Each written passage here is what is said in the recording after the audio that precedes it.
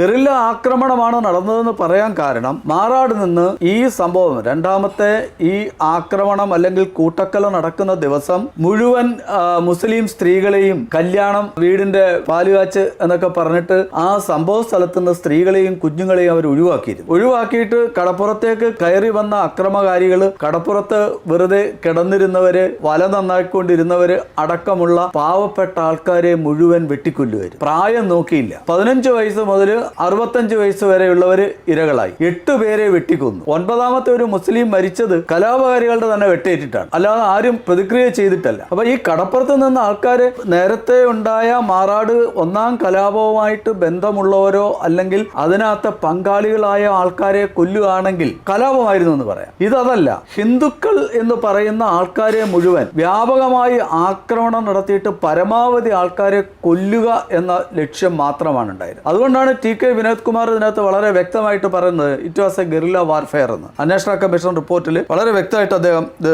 പറയുന്നുണ്ട്. അദ്ദേഹത്തിന്റെ സ്റ്റേറ്റ്മെന്റിൽ അന്വേഷണ കമ്മീഷൻ റിപ്പോർട്ടിന്റെ പേജ് 153 വിനോദ് കുമാറിന്റെ സ്റ്റേറ്റ്മെന്റ് രേഖപ്പെടുത്തിയിട്ടുണ്ട്. ഇതെങ്ങനെയാണ് കലാപമാകുന്നത്? ഭരണ സംവിധാനം പൂർണ്ണമായിട്ട് ഉപയോഗപ്പെടുത്തിക്കൊണ്ട് ന്യൂനപക്ഷ വോട്ട് ബാങ്കിന് വേണ്ടി മുസ്ലിം ലീഗിന്റെ പിന്തുണയോടെ അൽ ഉമ്മയും NDF-ഉം അടക്കമുള്ള ഇസ്ലാമിക ജിഹാദി ഭീകര സംഘടനകൾ നടത്തിയ ഹിന്ദു കൂട്ടക്കൊലയാണ് മാറാട്ട് നടന്നത്.